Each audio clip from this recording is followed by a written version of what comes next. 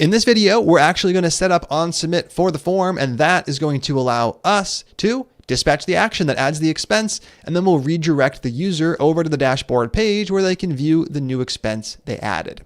So before we do that, I do want to make a quick change to the regular expression. Right now, we can actually start off the amount with a dot, and I don't want to allow that. I want to force at least one number to come before the dot. So to fix the regular expression, we just need to change this part right here. This asterisk says allow between 0 and infinity of whatever's just before, which is a number. So we could have no numbers, or we could have 10,000 numbers. What we really want is a range of 1 to infinity. And we're going to use the range operator to get that done. So I'm going to delete the asterisk. I'm going to open the curly braces just like we have here. On the low end, we're going to have 1, comma. On the high end, we're going to have infinity. And we actually just leave it empty to use infinity. Now we are no longer going to allow the dot to come first. There is one more small tweak we're going to need to make though, since we have made this change. So if I do type something in like dot, it's not going to register, but I can still do $123.50, for example. But if I highlight all of the text values and I hit the delete key, you can notice that nothing actually happens because this regular expression no longer matches just an empty string. So if we want the user to be able to clear the value, we're going to just add something up front. If there is no amount or the amount that is provided is a match, then we'll actually set it. So this is going to have the effect of allowing the user to clear the value. So if I type that same value in, select everything and hit delete, it actually goes away. The other thing we're going to tweak is the date. So with these two, we're going to require them to provide the values, and we're going to add an error message if they don't. But for date, we can currently just focus on the field and delete it. And there's really no good reason to do that. That's not a user experience we want to provide. And we can actually prevent this with a simple tweak to our code. So down below, we have onDateChange. OnDateChange is going to get called with the date if one was picked. If it was cleared, it's going to get called with nothing. So if we add an if statement, we can actually check if there's a value. If created at, then run some code. So right here, we're saying if there is a created at value, go ahead and actually use this .set state. If there's not, do nothing. So this is going to prevent the user from being able to clear that value. Now, when the browser refreshes and I click the input and hit the delete key, you can see nothing happens. It's not going away, but I can still change dates. So I can go into the past, I can go into the future. Now that we have this in place, let's go ahead and actually set up the onSubmit handler for the form. We're going to get that done using the onSubmit prop to our form down below. So onSubmit, we're going to run some code. We currently don't have that method defined. We will define it in just a second. We can reference it right now though, this .onSubmit. Now right here, we can actually create the handler. So we will set up onSubmit, and we're going to get some work done. I'm going to set it equal to an arrow function. Are we going to get an argument passed in? Yes, the E argument. And remember, for our forms, we do want to access E because we need to call E.prevent default. Otherwise, the browser is going to go through that full page refresh. So before I save, if I click the button, add expense, we go through that full page refresh. I'm going to go ahead and back up, save the file, and see what happens when I actually have the change in place. Now, if I click add expense, we don't go through the full page refresh. We're allowing us to handle this with JavaScript instead. Now we are going to be adding a little bit of validation.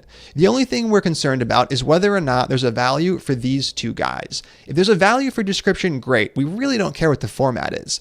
If there's a value for amount, we already know it's in the right format because we've added the regular expression checking.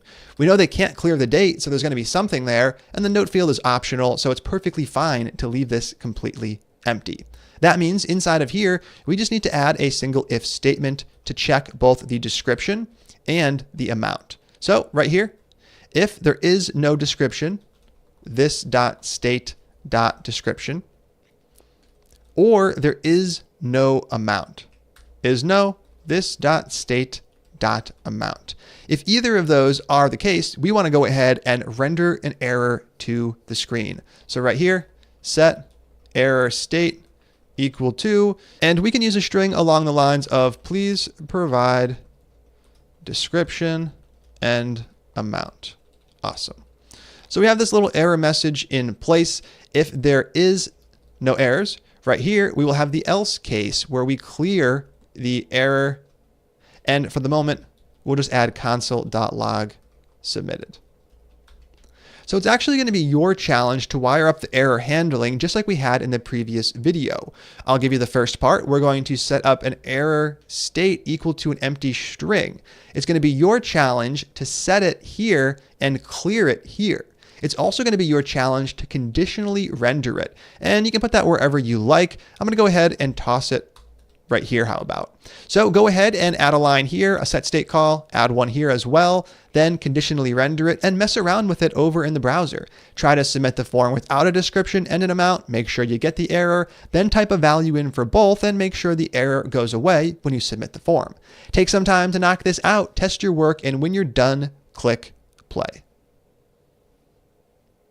All right, how'd that one go? I'm going to kick things off by setting the error. That's going to happen right here. This dot set state, passing in our updater function. We are going to be setting just a single state value error, and we're going to go ahead and set that equal to a nice string message. So we can go ahead and use something along the lines of please provide description and amount. Now that we are setting the error, we want to make sure to clear it if there are no errors. That's going to happen right here. This dot set state. We will pass in that updater function. This time around, the only thing we're going to update is error, and we are just going to set it equal to an empty string. So now that we are setting and clearing the error message correctly, we have to actually use it. And that's going to happen right here with a little bit of conditional rendering. Now, I didn't tell you what exactly you should render. So what I'm going to do is just render the error in a paragraph tag. I can use the logical AND operator to get that done. This dot state dot error. If that does exist, if it's not just an empty string, then we're going to go ahead and render this little paragraph tag. And I'll dump the error message right inside. Once again, this dot state dot error.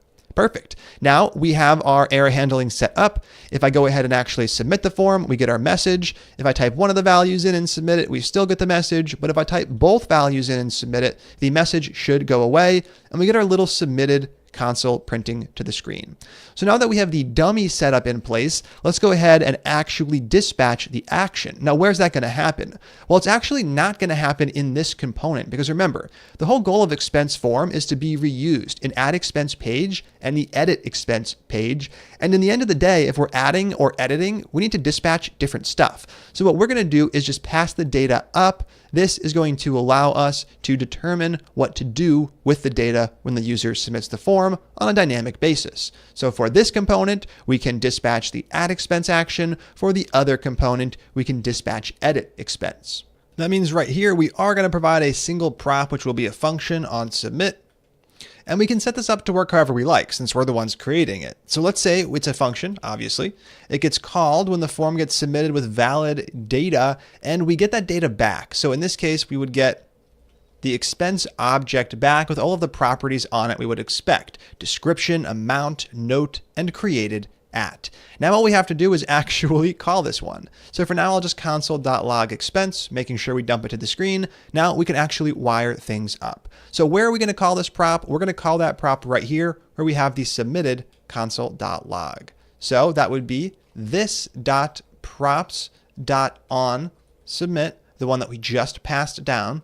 We are going to go ahead and call it, and we are going to call it with some data. And we just decided we're going to call it with an object with all of those properties. So let's create an object with all of those properties. First up is description. Description is going to get its value directly from this.state.description. Now I mentioned directly from because we're not doing any parsing with this, unlike amount. So amount currently isn't in the format we want. Amount currently is a string, something like 123 or 123 point or 123.3 or 123.30. So what we need to do is actually get this into the right format.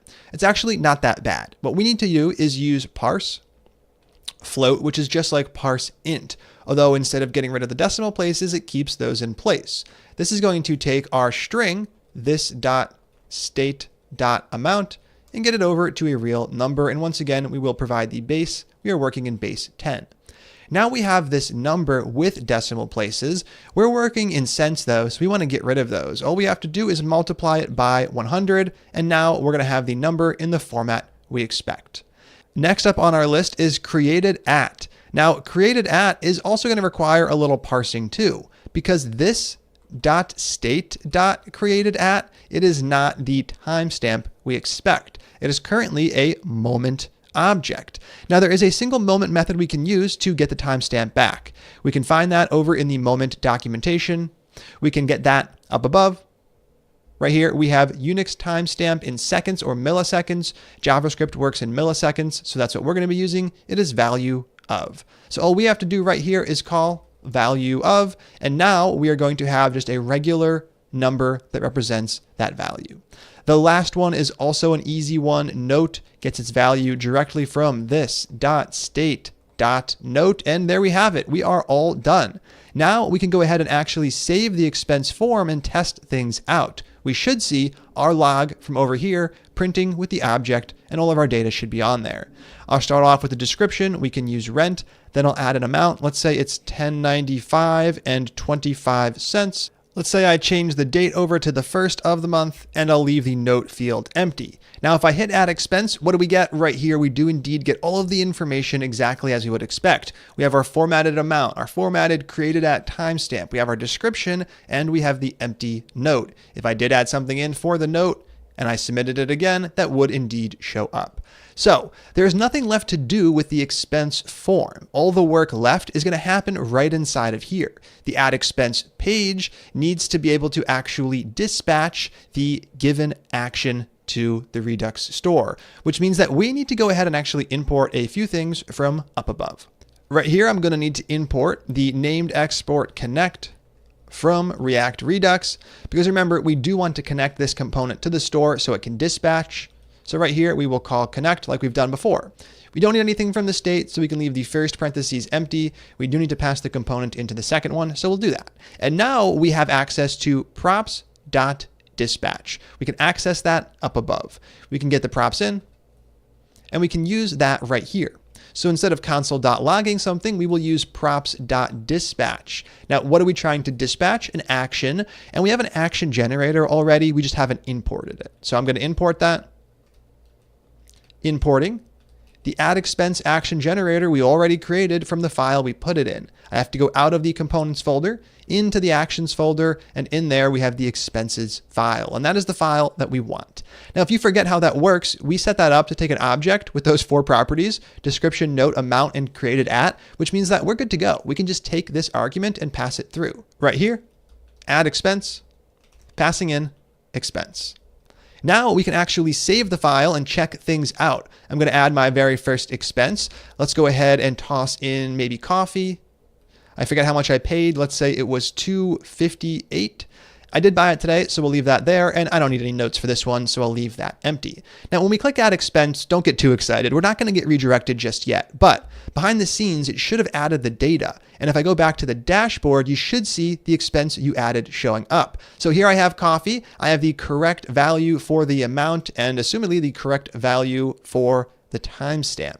Now that we have all of this in place, the last thing we're going to do in this video is actually automate that redirect. So when I do submit the create expense form, we want to kick you over to the dashboard page automatically.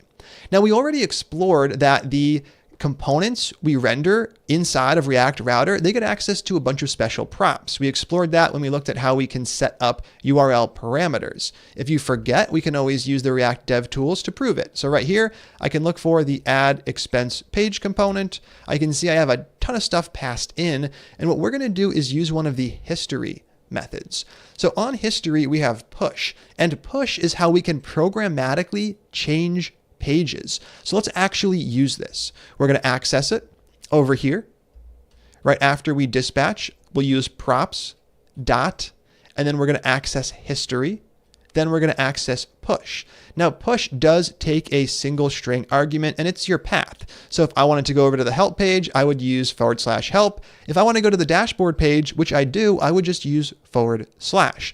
This is going to switch me over as if I clicked the link, which means we're not going to go through the full page refresh. It is going to switch over using browser routing. So now let's save the add expense page file for the final time and add another expense. Now remember, none of our data is persisted, so coffee has already been lost. Let's go ahead and add it back in. I'll add coffee. with an exclamation mark. The amount this time, let's go ahead and switch it over to 16 bucks. We'll keep the date as today, and I will add a note this time around, test note. Now, when I click add expense, I should get redirected, and I do right here. I'm at the expense dashboard page. I have coffee showing up. I have my outrageous price, and I do indeed have the timestamp. With this in place, the create expense page is now done. We have validation, we have our date picker, we have automatic redirect, and we were able to do all of that while also creating a component that we can reuse while editing our expenses. That's the topic we're going to focus on next. Let's take a quick moment to recap what we did. In this one, we just passed the data out of expense form. We did that by calling a prop that gets passed in from the parent. Now, why did we do this? We did this because we want to reuse expense form on add expense page and later on the edit expense page. Since both of these need to dispatch different actions, we've abstracted that part away from expense form. Right here, I just define the two-liner, what I want to do when the data is valid. We're going to do the exact same thing with edit expense page in just a little bit, and we'll be able to reuse a lot of the code from over here. So it's actually going to be a really easy process. Now, when we did dispatch, we actually added the data to the Redux store, and then we used the history push method to switch pages. Now, the back button is still preserved, so if I were to go back to the dashboard and go back again, I do go back to the create page. So as we use the history push method, it's just like someone clicked a link. So they can go back to view the page they came from. Now that we have all of this in place, we are all done for this video. I am very excited to continue on building out this real world app. So stay tuned and I'll see you in the next one.